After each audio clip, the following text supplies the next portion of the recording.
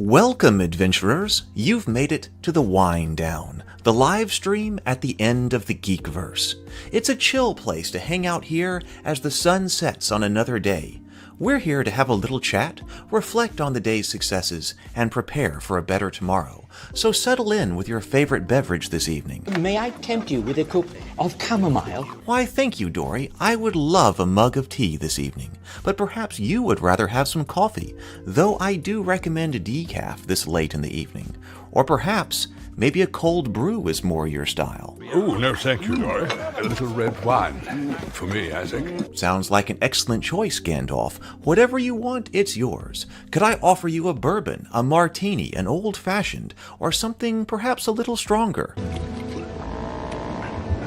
Ugh, well, I mean, if that's really your thing, then okay, but I hope we can find something a bit better than that. Romulan ale. Why, Bones, you know this is illegal. I only use it for medicinal purposes. All right, now we're talking.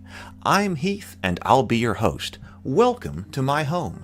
Come one, come all, writers, artists, sculptors, storytellers, board gamers, streamers, dungeon masters, fans of sci-fi, fantasy, geeks of all kinds. Whatever your fandom, you have a place here.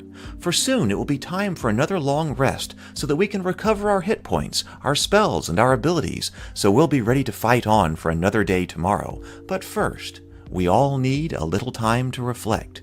Because you've survived another long, perilous day of wilderness treks, dungeoneering, and random encounters.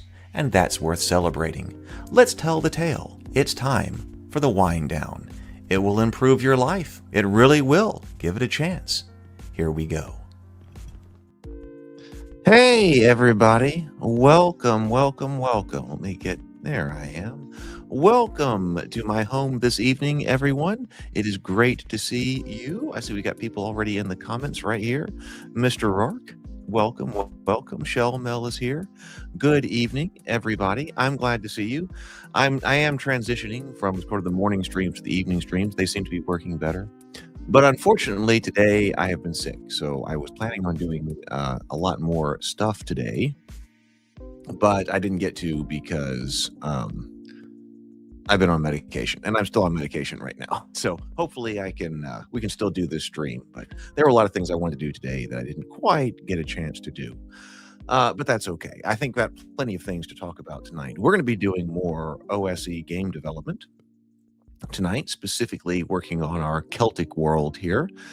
And I've got a lot of things to say about that. So hopefully you had a wonderful day. Hopefully you had a better day than I did. Hopefully you were healthy and got a lot of things done. Now, one thing that I did get done today was I went to the post office and I mailed 12 of the Kickstarter awards for the Cultist RPG. So if you've been following that, I got the first shipment of books in. The printer is sending them to me in two shipments, and the first was a small one, a small shipment of the first 12 books. There are more coming, but it needed to be split in two shipments for whatever reason. So I got 12 books, and then over the past couple of days, as soon as I got them in, I packed them up. I started to organize for shipping. Of course, we've got shirts for the Cultist the Cultist Kickstarter. We got a whole bunch of other things, but what I did was decided that I was starting to organize all that, and I've got to get shipping boxes for some of the larger awards. So I was planning that out and seeing what I needed to order as far as shipping stuff goes. But I had everything necessary to ship, like anybody who just got one book, and so I packed all 12 up for people who were looking to just get one book. I took them to the post office today.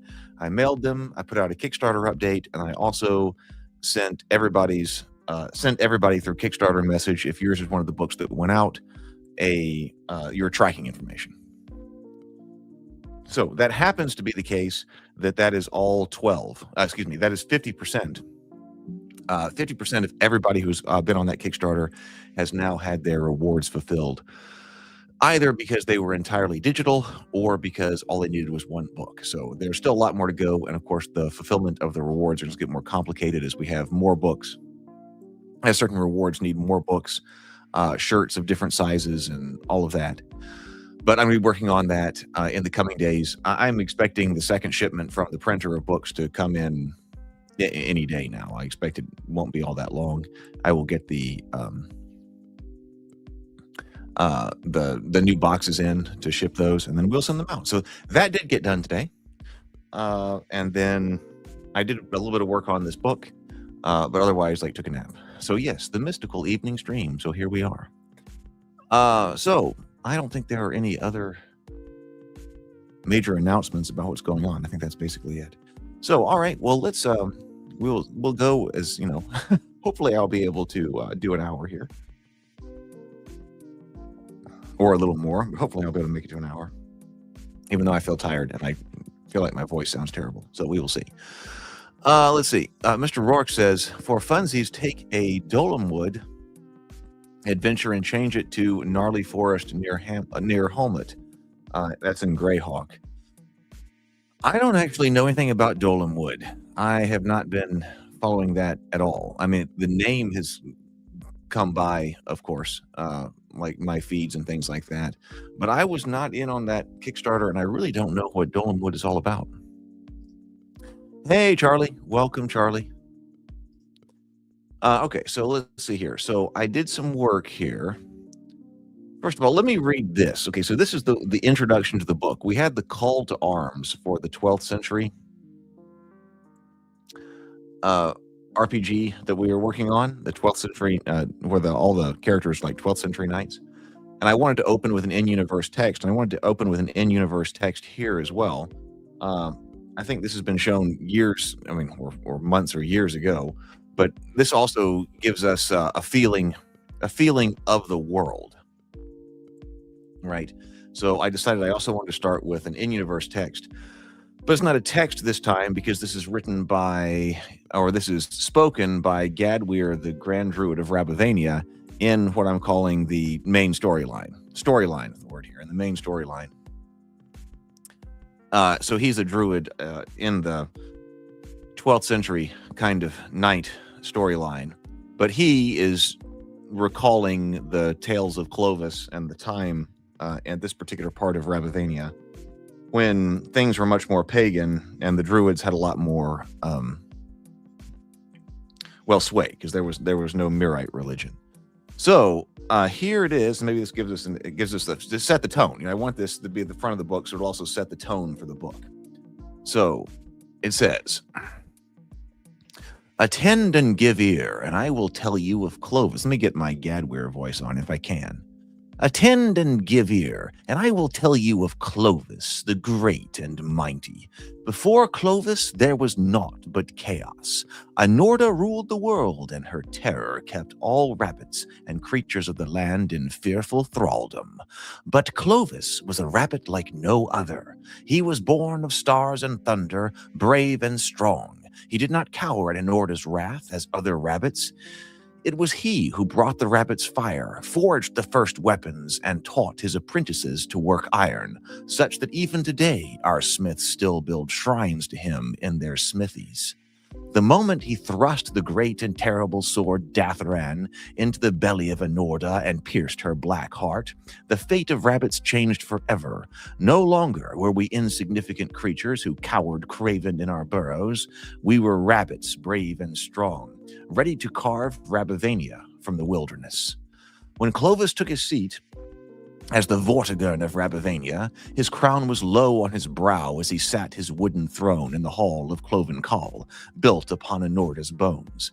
Datharan, that dark blade, was always with him, and he was ever ready to use it to deal death to those who might transgress the borders of his kingdom or otherwise threaten rabbit kind. Beside him in the hall of Cloven Cowl was his consort, dread and terrible, the Morrigan, queen of witches and phantoms from the land of Tyr Duin. Her gift of foresight was both the boon and bane of the royal court. When she flew in raven form over the battlefield, it was a good omen for the warriors of the feared. But if those warriors dreamt of her washing their bloody armor in a stream, they knew their death was at paw. To advise the Vortigern were the Druids, learned in lore and wise of rede, as well as the witch sisters Baldana, and Malka, who had been among the court of the Morrigan in the land of Tir Duin. But the strength of the realm was not only in the mighty arms of Clovis himself, but in the 12 Thanes, heavily armed and armored from the forge of Clovis and trained for war by the Vortigern himself. First among them was Krieg, son of Clovis, whose spirit was as hot as the spark of red iron which had birthed him from stone. He was war, and war was him, with his red banner, crimson armor, and dreadful sword Cledith Gwade. None could withstand him, and with him were 11 other mighty warriors of great renown, whose names live in legend: Fodor, Dervel, Morven, and Calcas. Never before, nor indeed ever since, has there been a greater or more noble assembly of rabbits dedicated to the realm and those who live within it. Those were glorious days of intrigue and adventure. Great quests were undertaken, and heroic deeds done. Clovis was the land, and the land was Clovis, and while Clovis was hale and hearty, the land was bountiful, and the rabbits flourished. So that's Gadwir, the Grand Druid of Rabivania, speaking on Clovis, the first Rabivanian Vortigern. So there we go. That kind of sets the tone here. I guess I should say, as far as another announcement goes, thinking of things that are going on, I wrote the first 5 chapters of Clovis, which is the story of Clovis and Anorda. And I decided that I'm going to serialize that story. And so I sent that story to beta readers, and I have gotten feedback back. And today, from some people, but then this afternoon, or maybe it was this morning or whatever, today I noticed that I got an email back from Doug. So Doug Burton, who many of you know from the Table Talk streams. I haven't gotten to open it yet because I was kind of out of action today. But Doug, I was really, really interested in hearing Doug's feedback on the beta read for the first part of the story. So he has sent that back, and I am going to evaluate. There's still a couple of other people who I also like to hear from as far as the beta read goes. But Doug's is in, and I'm really looking forward to hearing how he thinks it can be improved, because I want to get that out so that we will have both story and game. So, all right, so there we go. So looking at this, it also looks like, as I was trying to figure out what the scope of this project is, I think that it needs to be about 15,000 words. Maybe less if this is a bit more image heavy, graphics heavy. Probably more graphics heavy than the Cultist RPG. So the Cultist RPG, I forget exactly, but I was looking that up, and I was saying that's like 103 pages, that book, and I think there are about 15,000 words in it. I mean, depending on the size of the font and stuff like that, it could be 17,000 words or that would fill that. I want this to be about 98 pages, so it's going to be kind of robust, much more robust than like the 24 or 48 pages that I was originally thinking, but that'll make it a robust kind of RPG book that can have both soft cover and hardcover copy. It'll be thick enough. But target kind of number of words is probably going to be about 15,000. And right now, oh, whoa. This says that in here, not even including that in here are 9,597 words already. I mean, that's shocking. That's a lot more than I was expecting. So 9,000 words. It's nowhere near ready, but okay. So we've only got about 6,000 words to add, and there's like nothing. Well, okay, there's a little bit about social status, but I mean, there's nothing about the society, religion. There's a lot more to write about, like wondrous items, enchantment and crafting. We went over some enchantment and crafting rules, but we got to simplify those. They seemed really good from GURPS, but they were too much. So, it's actually a lot to put in this, but I don't know where all these words are. Maybe this stuff needs to be removed. There's already 9,500 words in this. Excuse me, you got to cough.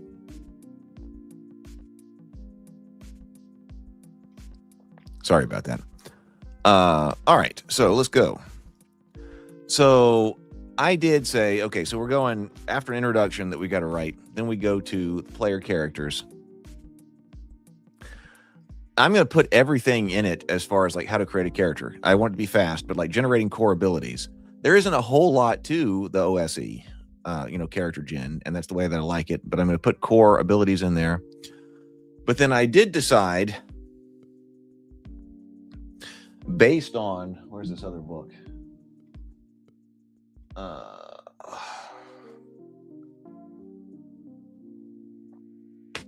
I'm kind of using as a base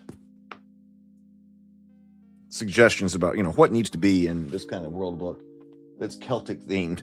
There is the GURPS Celtic book too that I want to look at, and I have looked at, but I want to look at it in more detail. But I've kind of been using the Celts campaign source book from AD&D as kind of a thing to, as kind of a starting point, because I think it's pretty good. I think it provides quite a bit of information, even if today it might not be completely academically accurate anymore, because this is like, we used to say this was 91 or 92. The kind of things that you want to talk about.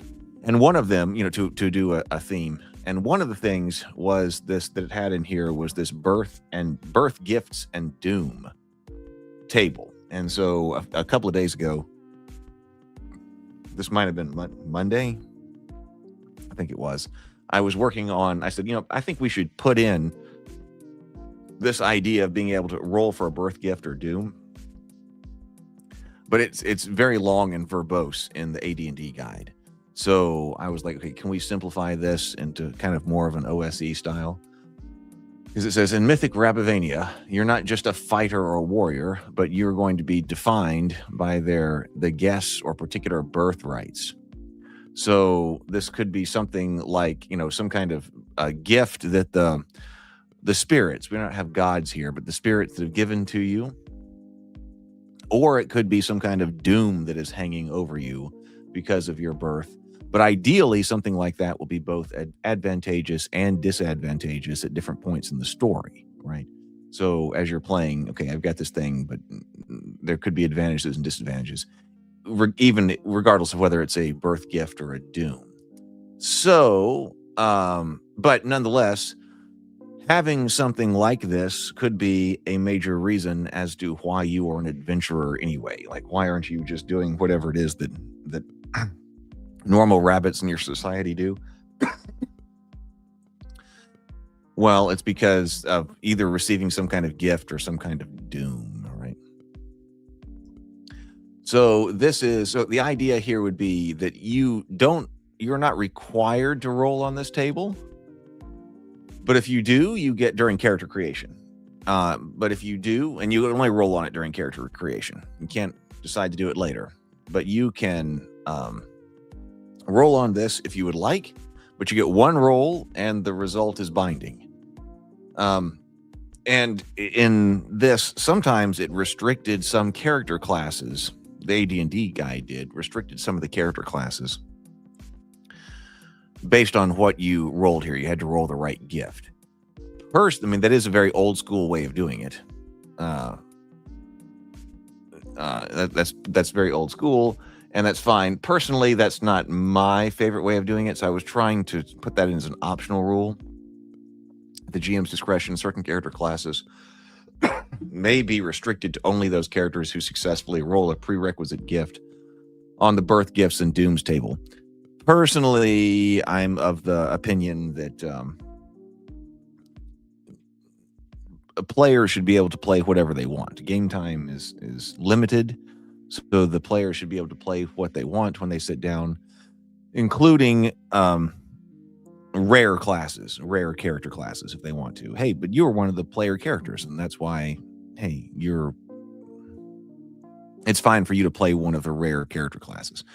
OSE would often try to the OSE games, and even Advanced Dungeons and Dragons, wanted to enforce the rarity of character classes across actual games by roll, right? So if you were supposed to roll, roll your stats, in order, it was a big deal when you rolled high enough to qualify to be a paladin, right? So not only were like paladins and other character classes rare in the world, the game world, they were actually also supposed to have that rarity at the game table, right?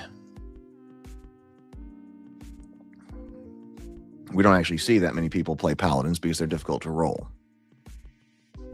That is an old school kind of thing. So, okay, let's add that in there. But let's make it an optional rule. So what are our possible blood gifts? And this is an adaptation of our birth gifts. This is an adaptation of the AD&D Celtic book. Rolling a d20, bad luck. -1 to all rolls with a specific die type. 2, blood feud, hunted by a rival clan or species. 3, kinless, social outcast, starts with no equipment. 4, okay, by the way, so Fomorians, on Monday, when I was working through here, I decided that I didn't want to use for Rabivania, like the terms Fomorian and sea, right? Because even though I need that kind of, those kinds of creatures in there, that just sounded too human, right? That too culturally tied. So, I want to change that. And I think I came down here. Let's see. There is something about, I guess I was putting that in the bestiary when I was trying to work through some different names for that. So instead of the Fomorians, okay, let's use the Sol Yin, okay, which means something like seawater, brine, or salt ocean, birth, begotten, or brood. So it's something like the sea brood or something. And there are definitely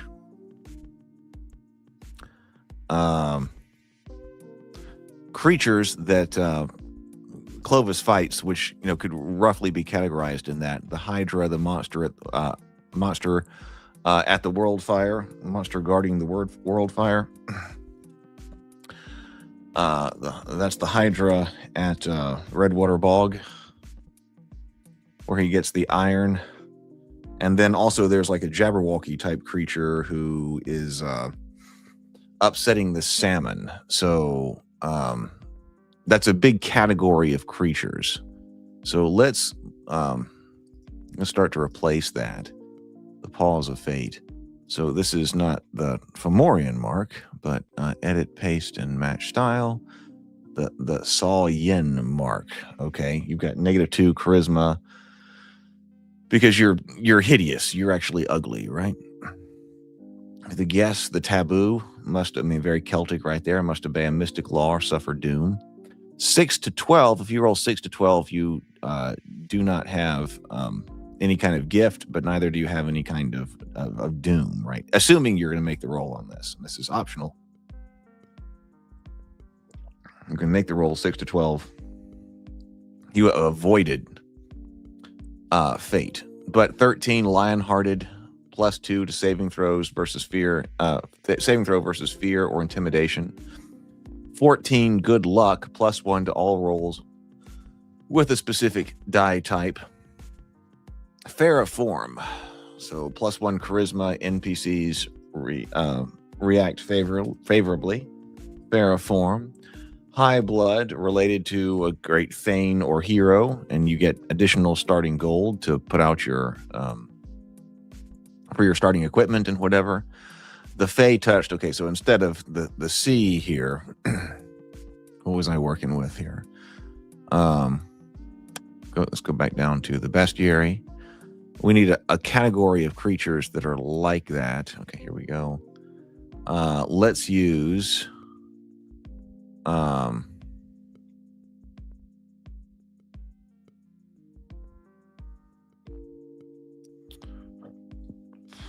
the Kusina. So instead of the Fae, we're going to call them the Kusina. And they can vary in form from pixies to sprites to, there's all kinds of things that they could look like. but that gives us the idea, they're often chaotic trickster entities, but they can be good as well. So this is something about the hollow, a cavity, or a cave, the kinship group, the family, or the tribe. So something about the kin who live in the hollow cave or something like that. So this is like the hollow kin. So let's add that back over. This is the Paws of Fate. So instead of trace of, we're removing that. The Kusina blood, trace of Kusina blood, and low light vision. The Red Mist, which is when you can enter a Berserker rage. And if you were playing where you're going to restrict certain character classes, you would need to be able to roll an 18 in order to be the Berserker. Which we'll talk. In fact, we can talk about that right now, because we were talking about this in the other day. I guess that was Sunday night, trying to get, okay, what are our character classes down? And we were trying to decide what exactly are we missing as far as a character class? What do we not have? And what we did not have was the Riestrad, the warped ones, which are like the Berserkers. So we talked quite a bit about, do we want some kind of, rune priest or some type of smith? But the problem is I want to be sure that all of these things are very adventuring focused. And so the warp spasm in Celtic myth, and I need to write something up about specifically the warp spasm in some character as far as our stories go. I think that's the one that is the most, it was the Celtic kind of archetype that we were missing. So I started working on, what would be the Riestrad as well. So this is like our Celtic Berserkers right here. So we'll talk about that later. But I decided that would go in. So that gives us 9 character classes. 1, 2, 3, 4, 5, 6, 7, 8, 9. Yes, 9 Celtic inspired character classes: the Bard, the Druid, the Fian, which is like our Ranger, the Feared's Rabbit, which is like the Fighter, the Raider, which is a modified Thief, the Riestrad, which is going to be our Berserker type, the Thane, which is like our Pagan Knight, the Vate, and the Witch. If you're enforcing the rarity of the Riestrad through having to roll for it, then the 18 would make you have to roll that. I think Better with Bacon just showed up. Hey, Better with Bacon. Great to see you. Welcome, welcome, welcome. Hope you enjoyed the stream. You've already done the stream with Mike? Or you're headed to that? I hope that went well. So the warp spasm, I think that's a good list of 9. I think it's a very good list of 9.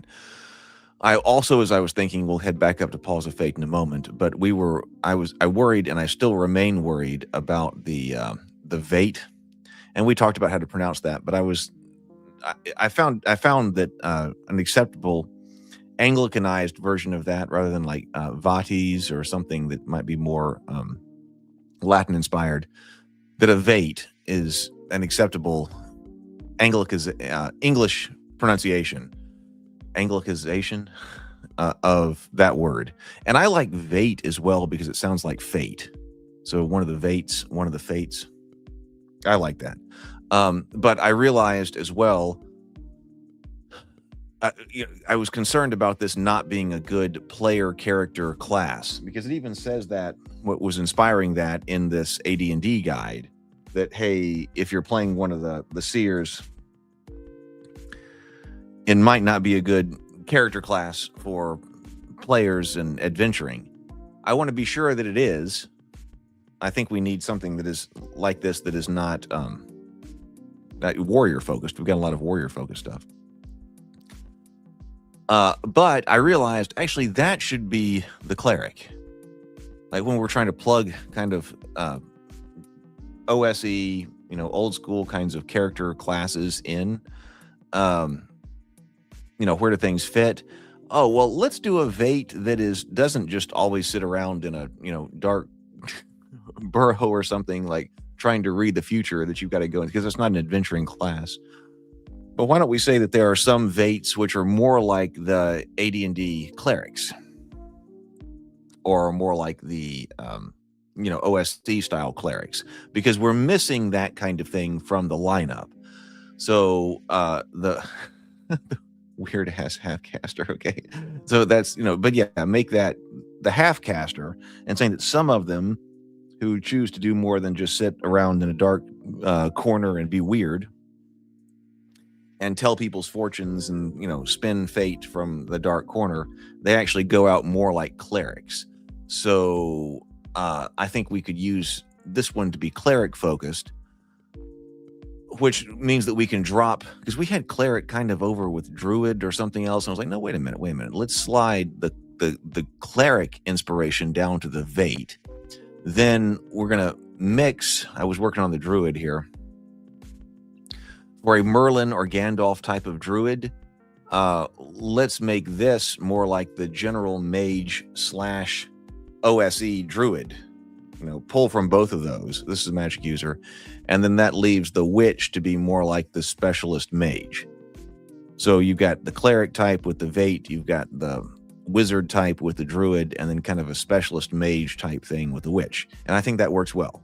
So Bard, Druid, Fian, Feards Rabbit, Raider, Riestrad, Thane, Vate, Witch. I like that lineup.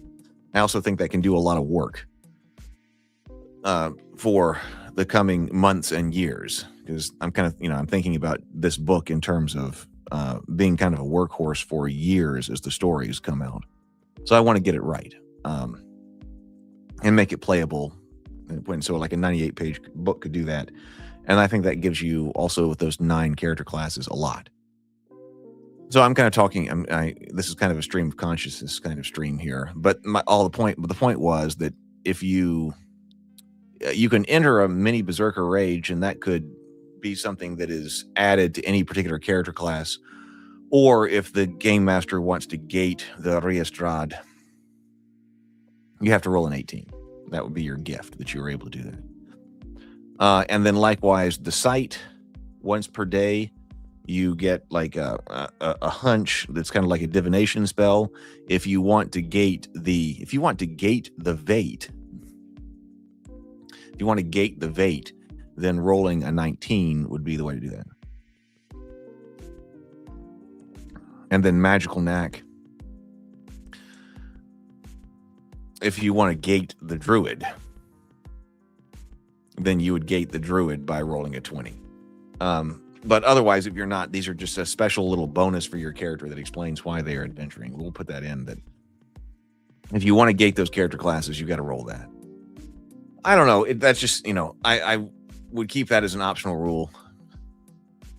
I mean, maybe we should take it out entirely, because you do have, you got to roll to qualify for your class anyway. Well, let's see. What is going on here in Druid, for instance? A Druid with at least 13 int and wisdom gains a 5% bonus to XP. A Druid with an int of at least 16 and a wisdom of at least 13 receives 10% XP bonus. Might want to swap that. That came from Mage.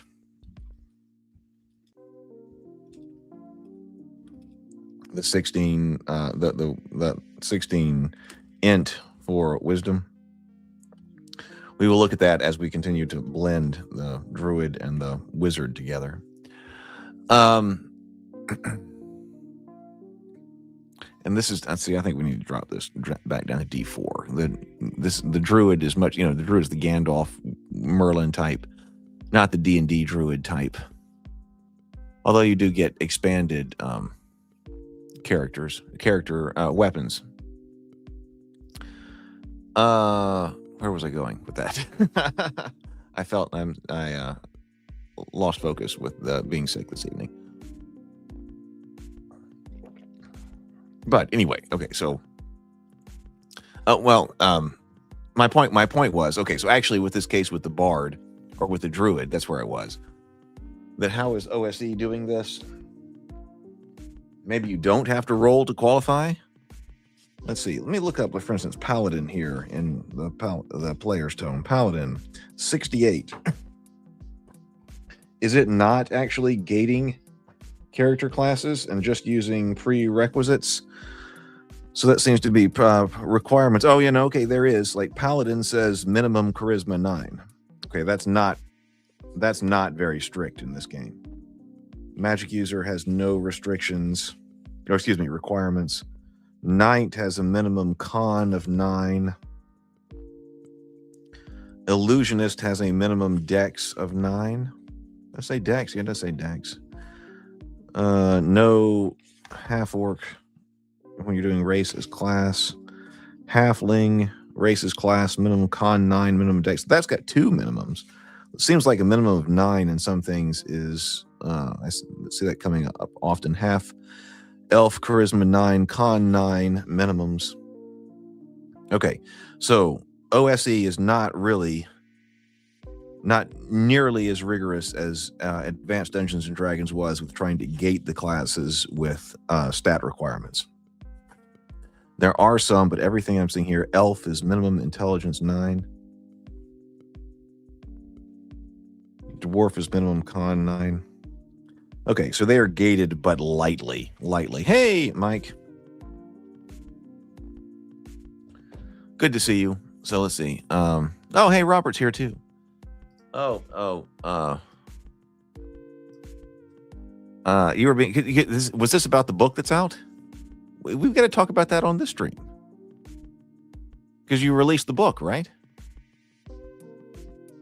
So put that in the chat because we need to talk about that on the stream. So you guys were being interviewed for your book release. That's fantastic. Okay, so we are lightly. Okay, so yes, that's confirmed. Can we get the link or something? Put the link down, or actually, you might need to put the link in Discord, and I'll put it in chat, and we'll take a look at it. In fact, we'll go over there and chat and see what the book release is right now. Is it like on drive-through? Is it on drive-through? I apologize for not knowing immediately. Okay, so if the character classes are lightly gated.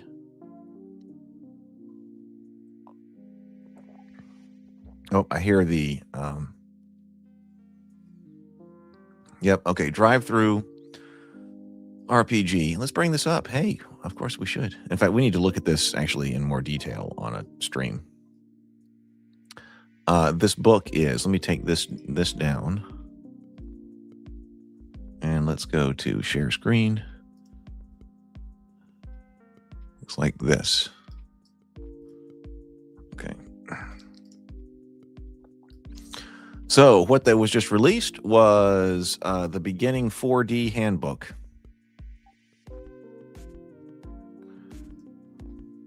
The Beginner's 4D Handbook, a role-playing style primer by Mike Melnick and James Bacon. So Mike has also gone all in with the 4D role-playing. So 4D is a style of play that takes a holistic approach to playing tabletop RPGs. Within these pages, you will find beginner concepts and practices along with their explanations. We encourage anyone with an interest in 4D role-playing to give it a try. Let me put the link in the comments. So this is Bacon and Mike's 4D role-playing guide.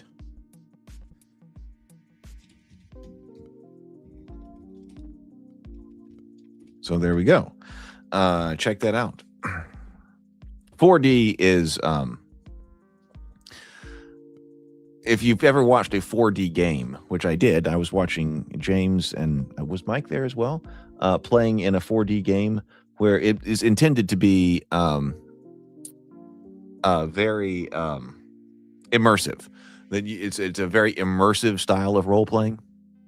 If you look up 4D and I see a game like, you're never talking out of character, or if you are, it's very, it's very short or whatever, but you're always in character. You're always, you're not so much concerned about the rules because everybody's assumed to know the rules. And so you're really getting into character and trying to role play better in 4D role playing. Okay, so we got to check that out. I will. Oh, it came out just before Christmas. Okay. Right. Well, I know. Okay. I mean, I know that there's a variety here, but yeah, 4D is one of them. I got kind of introduced to the 4D idea because you have been talking about it on your channel, Better with Bacon. Or I was introduced to the 4D idea because you were talking about it on your channel. Okay, let me take that down. So there we go. But that's it. We need to take a look at that on a stream. Absolutely.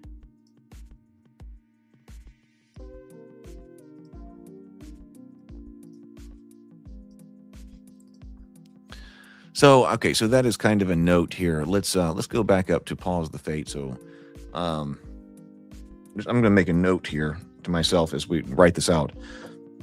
OSE, and I don't even know did we add in a whole bunch of like requirements? None. Feared Rabbit, of course, that's requirements none. I hadn't really written a whole lot here. Requirements, okay, minimum Constitution 9, minimum Wisdom 9. Druid needs some requirements. Needs some requirements. It was supposed to be 9. It's probably does oh my god. Better with Bacon says it was initially uploaded before Christmas but had to come down for a rewrite. It's officially launched a couple of days ago. Oh, okay. It surprised me that it was that long ago at Christmas because I felt like I just started hearing about it. I had a root canal and everything's a blur. Oh, I'm sorry to hear that. That is much worse than my being sick over here. What is there a requirement to be a magic user? 66.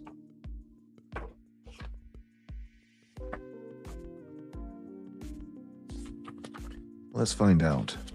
Magic user. No, that's interesting. The magic user in OSE has a prime requisite of intelligence, but has no requirements. Gotcha. So the page was made before Christmas, but it just went up. Okay. All right. So it is launching now. Hey. Oh, yep. The Tabletop Scholar. I shipped the book. That's another one. Better with Bacon was saying that his book has shipped from the Kickstarter. And also the Tabletop Scholar. Yep. I did mail your book today. I sent it, so going up to Canada. And unfortunately, the way that it was being sent, because it was a book and whatever, did not have a tracking number. But if it doesn't show up, well, I will resend. Well, thank you. Hopefully, I am better tomorrow. I got things to do tomorrow. I really wanted to have a bigger day today. But okay, so actually, but I'll put Druid might need some requirements, or now in that case, or maybe not, as magic user doesn't have any.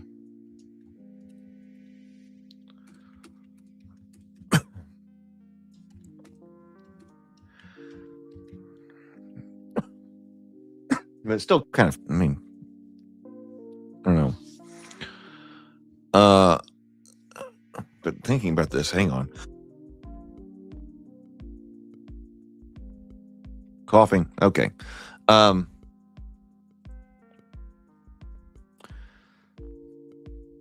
That actually seems like, no, I think it had a cost, right? I think there was a charge. I don't think it was free. Was I see $1.99 or something like that? Oh no, wait. This does say that it is free. Oh. Right now, what I'm looking at says that it is $0. Oh. I thought I saw $1.99. But actually, it does say free on that. So yeah, everybody go over to, I'm going to add it to my cart. I'll check out later.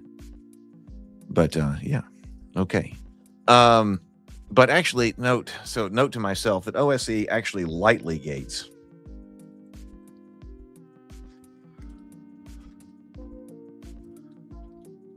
Maybe we don't need to have this. But now I'm thinking that we need to take it off because I'm typing this out kind of in stream of thought here. Actually, lightly gates character classes. Oh, Mike is confirming that the book is free. Okay. actually lightly gates character classes.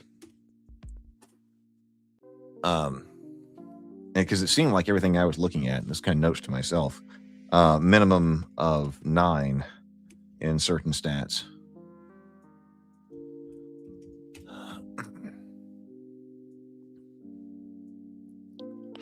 I think we just need to get rid of this idea completely. Because that's not heavily gated. But if you decide to, hey, you got to roll right, I mean, all of a sudden, you got a 5% chance of being able to play the character you want to play.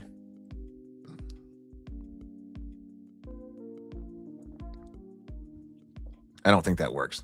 That goes in the other opposite direction. Way too hard. We're not just saying you got to have a 12 in Dex and you got to have a 11 in Con and whatever to play certain classes. We're now entirely, like, basically on a random roll, and only a 5% chance. That's now not feeling like it's fitting very well. So maybe just remove this idea, even as an optional rule. I mean, a game master can do whatever they want, but. So that was the table, and that was kind of extracted from the AD&D guide, the AD&D Celtic guide.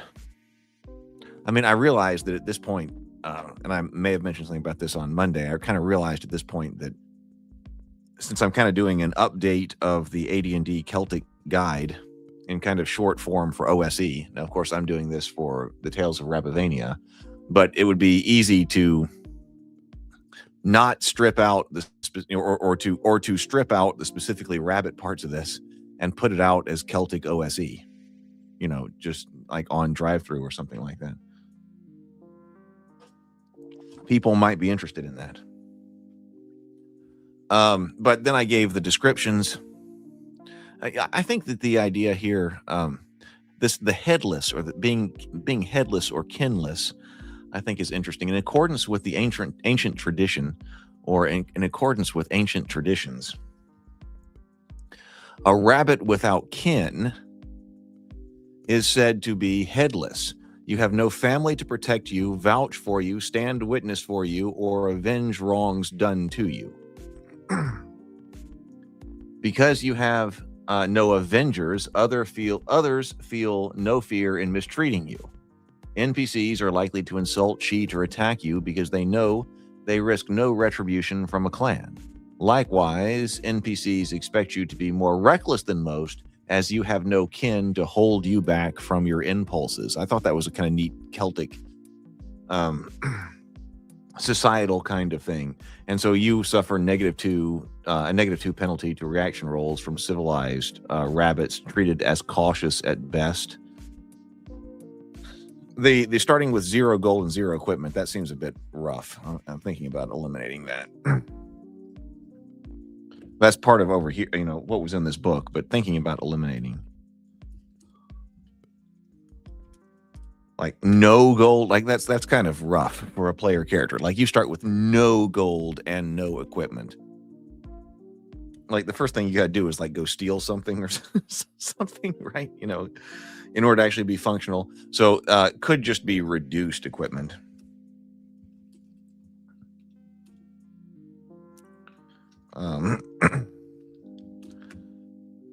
You are ugly and not just unattractive, but like noticeably, ugly, truly ugly in some seemingly unnatural way. You might have a twisted spine, scale patches instead of fur, a misshapen head or something like that. So you're -2 charisma, but you do receive a +1 to intimidation checks because of your look. You also likely have a cruel nickname like the scale ear or the twist back or something. The guess, I'm pronouncing that right now, right? I always go back and forth on that. I started to put together a pronunciation guide. Did I put that also? This was all done Monday. I did a lot of work Monday afternoon. I've just been out of action today. I wanted to do a whole lot more work today. Hey, guess is not in my pronunciation guide. Let's get it there.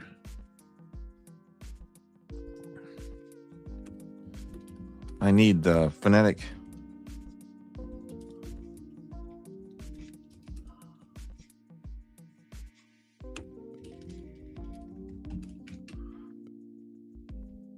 If Sable were here, I'd already know.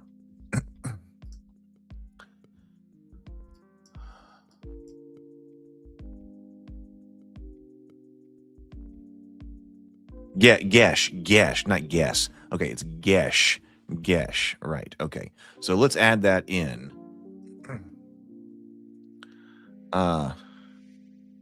Gesh, not Gesh. So I'm putting this in the back of the book. I don't think we need all of these, but here we go. So that's Gesh. That word is Gesh. It's in there now. Gesh rhymes with mesh.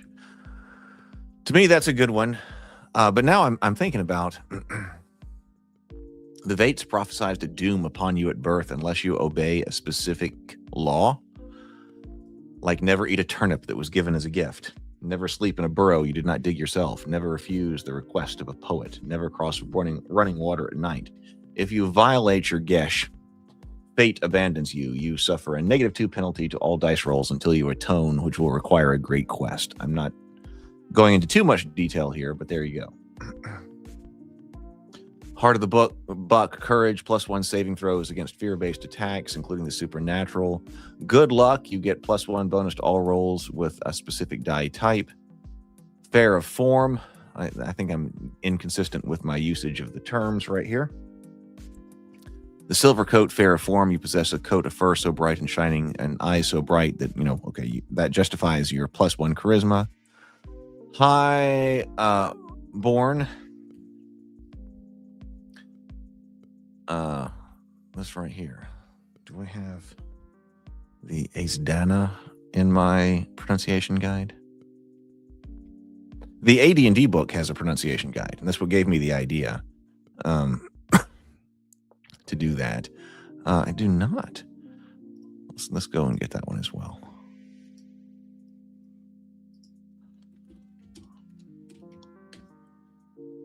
And add that one in.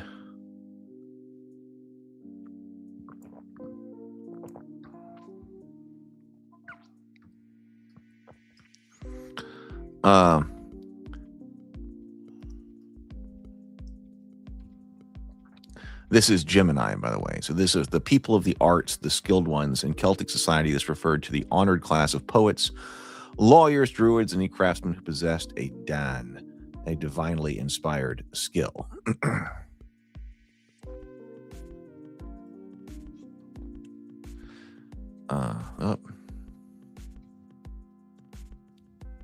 But, I've used, for Rabivania, I've used a blend of a few different things as far as Celtic, Gaelic, and also there are some aspects of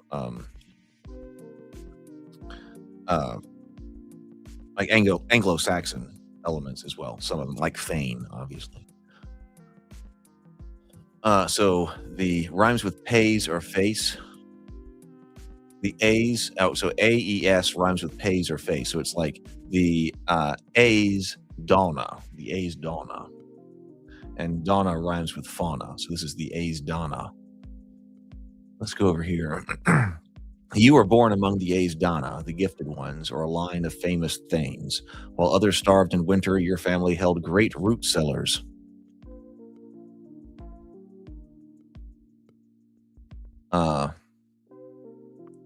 But now you're expected to lead. I just saw that Mike sent over a comment. What do you mean by a specific die type? So that was like over here. Let's see how I had this is the longer explanation here. So bad luck, and the explanation in the AD&D book was a lot longer. But the gods frowned upon your birth. This is not gods. The spirits frowned upon your birth. Choose one die type: D6, D8, D10, or D20. Effect: anytime you roll that specific die, apply a -1 penalty. The GM will also apply this penalty if a die of that type is rolled against you and only you. If, in any case, or if, why would I say in any case? If receiving a +1 to the roll would be more disadvantageous to you, accept the bonus instead. For instance, damage rolls made against you with a d6 would be at +1, whereas damage rolls made with a d6, your damage rolls, or damage rolls you make, yeah, whereas damage rolls you make with a d6 would be at -1.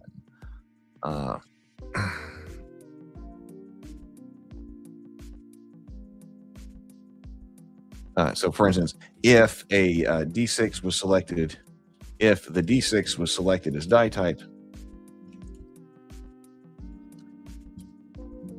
damage rolls against you would be at +1. So there we go. Okay, good. So got it. Okay, so there we go. And that is an adaptation from this AD&D guide. Blood Feud. I mean, that's a fun one. That's the your family's locked in a bitter private war with another group, such as a rival family, a specific band of raiders, or a Fianna, etc.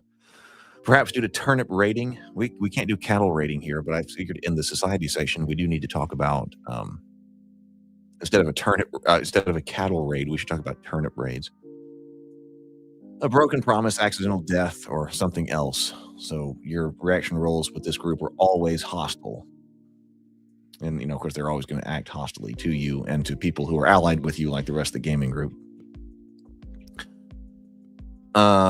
So the heart of the buck, okay, we said that was +1 against saving throws, against fear-based attacks. The bright star is the reverse. Choose one die type, you gain a +1 bonus. I didn't spell it all out. Again, maybe I should explicitly say this is the inverse of the good luck or bad luck. The inverse of bad luck.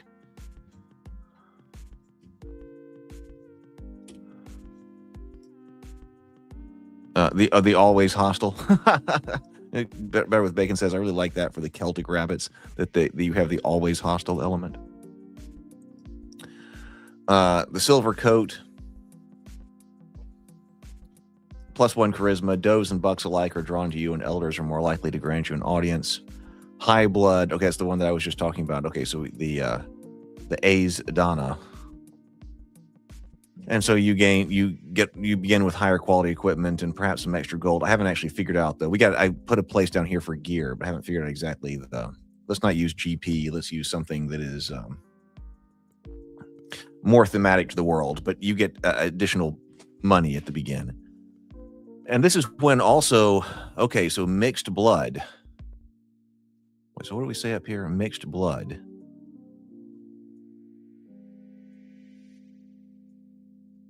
Oh, Fey touched.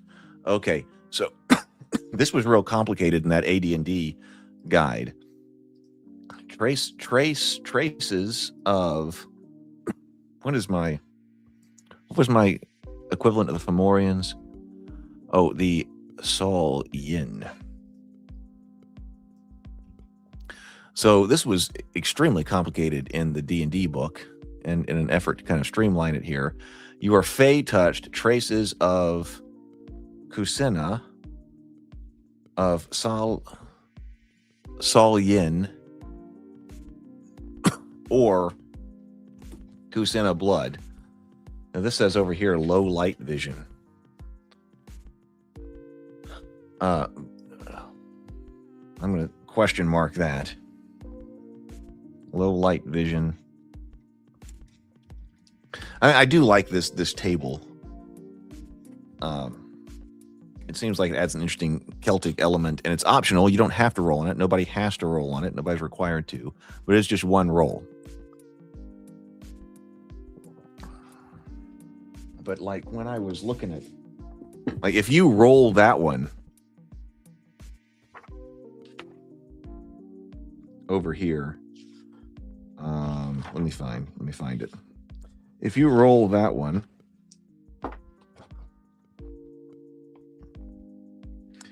yeah, you roll mixed blood. Mixed blood. The character has a trace of Sea or Fomorian blood. Roll a d12 and refer to the mixed blood table. Like, okay, roll a 1, part she, charisma +2. 2, if you roll a 2, part she, +1 to saving throws versus spells. 3, part she, plus 50% base to maximum age. Infravision, intelligence, dexterity, blah, blah, blah, blah, blah. Part she, maybe multi-class, adding mage to any other class except to druid. Otherwise, it's just okay. So there was a lot here. So I was trying to simplify that. Or if you're part Fomorian, +1 to saving throws versus poison. AC 8 unarmored, plus 25% to base height and weight. Okay, whatever. There was a whole bunch of stuff. So I was trying to simplify that. If you get that, decide whether or not you are part. So this is not. Let me get my language right again here.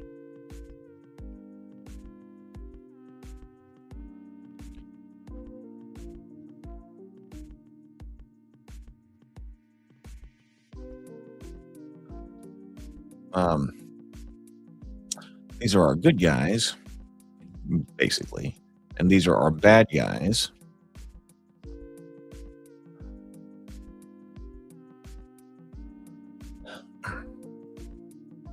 And I just simplified it to say, okay, do you get infravision, or this could be the place where you get low light vision.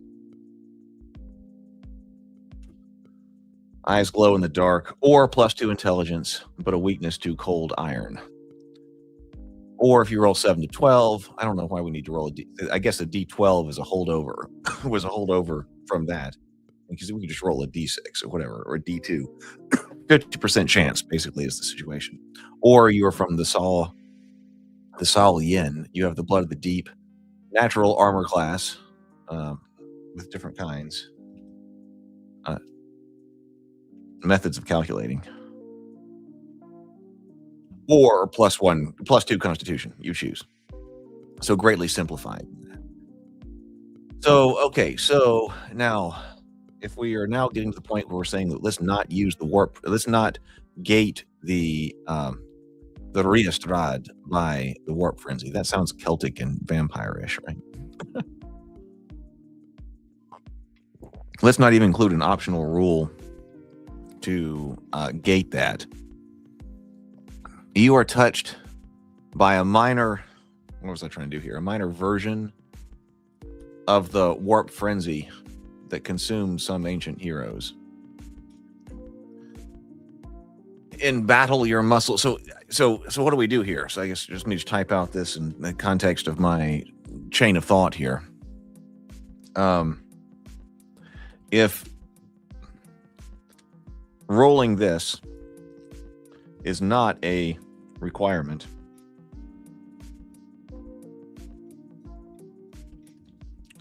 for the class, so this will need to be a minor version of the warp frenzy that can be applied to any class. I'm guessing, that seems to be the way this needs to go. Applied to any class. But what if you roll this and want to be a Riestrad anyway? Does it stack? Or do you just re-roll?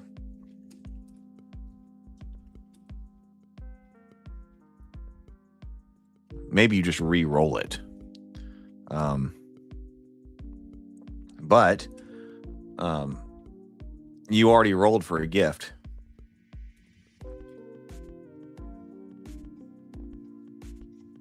So choose maybe the new roll doesn't need to give you a doom.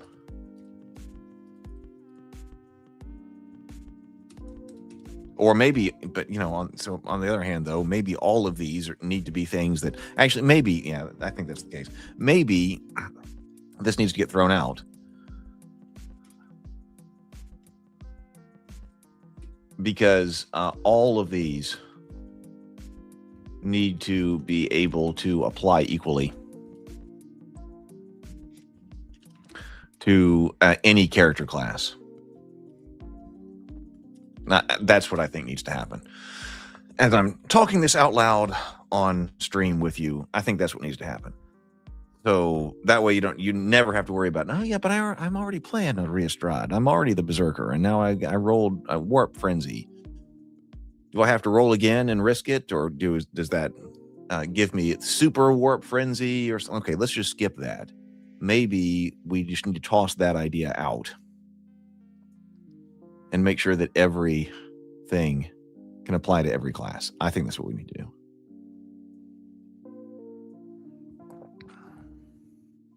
And then the Warp Frenzy. What happens here with the Warp Frenzy is just explained in this character class, which we will get to later. I think that's what needs to happen. If you have other ideas, please let me know. Okay, so maybe we don't need to have that. And then likewise, okay, the Seer, you have the Knowing, you're the Sight. Okay, this is no longer gating becoming a Vate. If it's a burden, it is a burden, for you often see death before it arrives. So once per day, you may attempt a prediction as if using the divination spell, and often get bad news. So the divination spell is in here, right? Magic user, it's probably a cleric spell.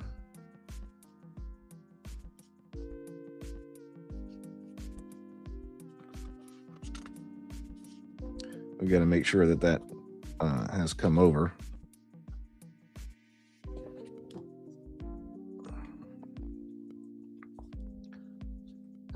Clerics, let's see.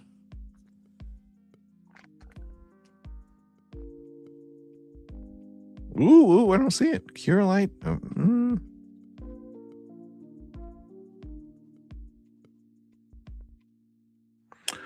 Oh. If you can do that, see, let me just say verify. Divination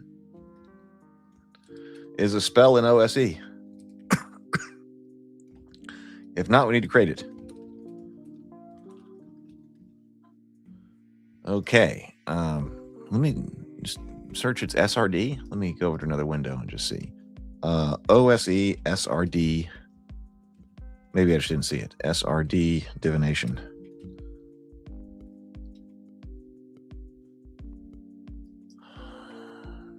Category spells. Let me just search. Divination. I do not see it. I do not see it. So it is very possible that it's not. Very possible that it's not.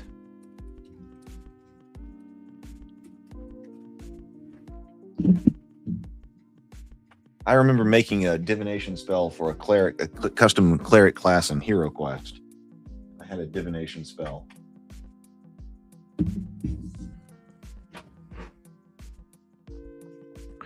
It's impossible to find spells in AD&D.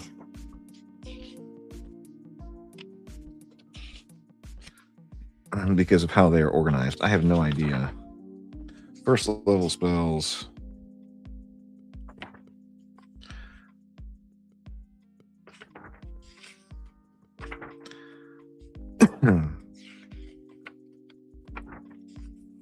Fine traps, good berry, no alignment.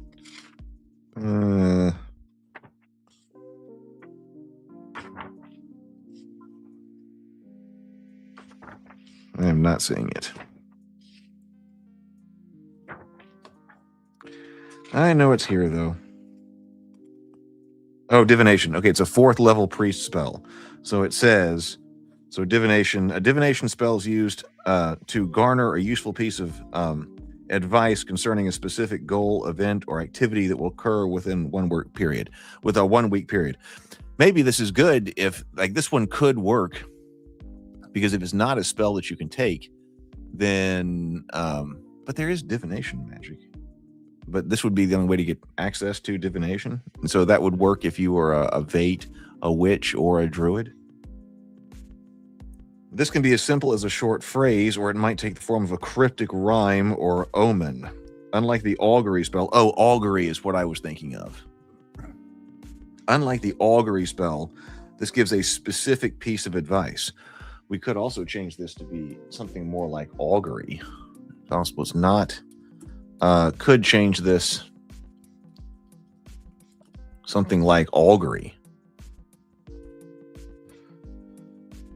as well. Or maybe it's augury that they use, that most of the time that the like the witches do a lot of divination in the story. The witches do. So I want to be sure they have that power. This could be, but maybe this type of divination is better than the spell. Maybe everything else is based on augury. For example, if the question is, will we do well if we venture into the 3rd level and a terrible troll guarding 10,000 gold pieces and a shield of +1 lurks near the entrance to the level? The DM estimates the party could beat the troll in a hard fight. The divination response might be, ready oil and open flame, light your way to wealth.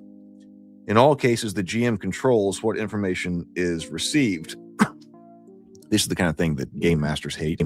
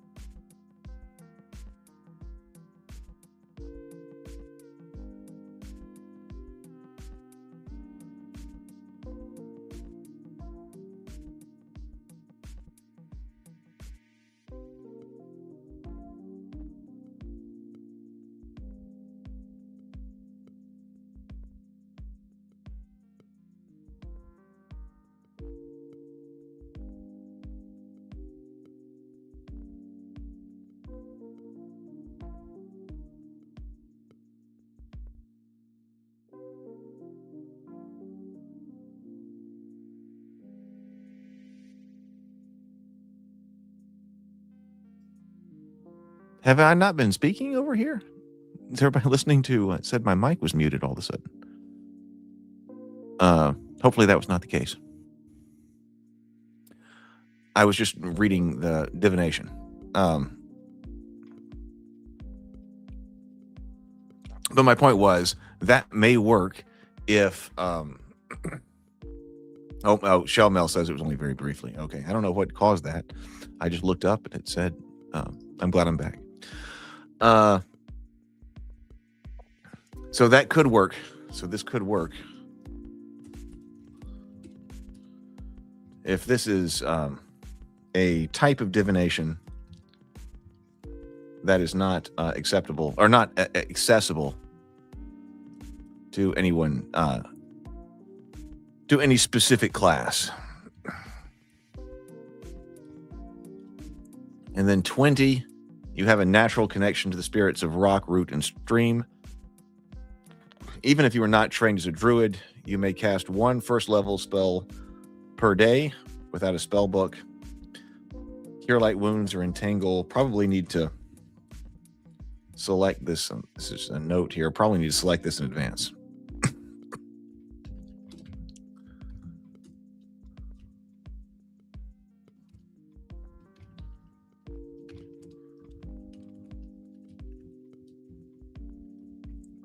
This in advance from a list. So anyway, I think that's kind of cool. I think the rolling for the birthright thing, birth gift or doom, kind of felt our gives us our Celtic kind of feel. Everybody's gonna be a rabbit, so we talked about that last time. And then going into character classes. So, which we were kind of bouncing around in a non-systematic way. Yeah, last stream. And So actually, in the future, what I want to do is I want to go through these in a bit more systematically. So we were going through like player character generation here. Hadn't written how to generate core abilities, but basically everybody already knows how to do that. It's gonna be 3d6. I mean, it's the old school kind of way. So okay, 3d6. For your stats, choose whether or not you want to roll for the Paw of Fate. Take your racial stuff, which is just going to be rabbit right now in this book, and then select your class.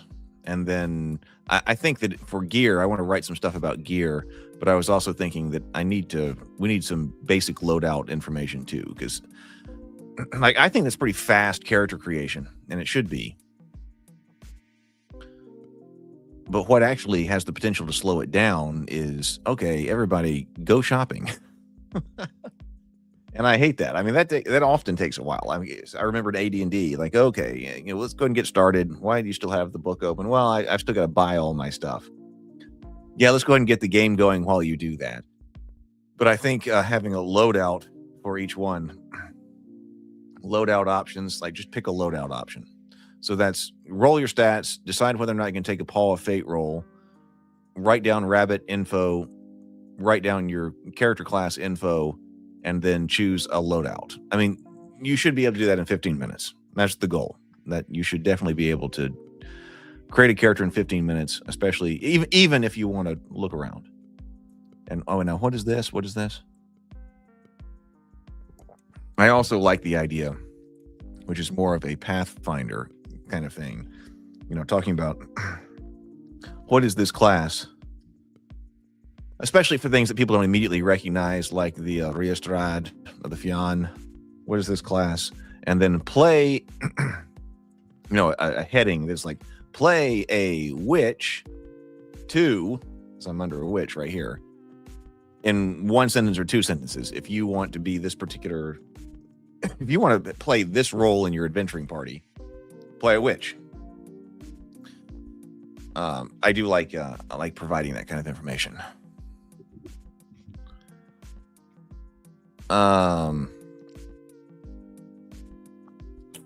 So I guess we will start stepping through all of the character classes. I started throwing some stuff in there, so we could start now, but I kind of would like a little bit more time to try to get the character classes worked out. Bard, just like going from top to bottom this time instead of bouncing around over the next few streams. Then get gear figured out. Okay, maybe a lot of the other text needs to go in here. Okay, gear requires some words. I want some information about the actual world, society here. And then magic is going to require some thought. I'm importing a lot of OSE, but mainly what's going to be different here is those crafting rules. And then also the Gesh. That's important because that's very Celtic too. So the new kinds of magic stuff will be the enchantment and then also the Gesh. Gazetteer, adventure. I put adventure ideas. I had some information on adventure ideas. Gazetteer, we need a few adventure sites. Absolutely. What was it that we were talking about? What can you be? Where can you adventure? What do I fight? What's the magic like? Those are the major kinds of questions that a world book needs to ask. So Gazetteer will require some sites. Maybe 5 adventure sites, but also or like a haven. 2 for rest, something like that. So 5 important sites about that. Bestiary. Okay, we need some bad guys to fight, or the NPCs. I put kind of maybe I don't need chronology of Rabivania here. Pronunciation guide in the back, the character sheet, and then pre-generated characters. And that would be a book. Seems like a lot still. But I'm surprised that we have as many words as we do. But that's kind of the idea here. That would be the world book, which I think would be a good one. All right. Well, I do like streaming in the evenings here. It's much more chill, and I don't feel like the time crunch to get out of here because I got other things to do during the day. So I'm going to keep up the idea about streaming in the evenings here as a kind of a test for a little while longer. So maybe we'll continue on Sundays and Wednesdays, but just make them evening streams. I'm not exactly sure what time. I'll still lock that down. I started at 8 Central tonight. Might want to start a little bit earlier, but I don't know. That way I can have time to work on things during the day and then talk about them here on stream at night. So I hope you enjoyed it. I hope you enjoyed the stream. I hope that you have a wonderful rest of your evening. Please go and go forth. Have a wonderful evening. Have a wonderful chill evening. Sleep well. Dream about, well, great adventures in whatever fantasy world is your choosing. So I will see you later. Until next stream. Later, everybody.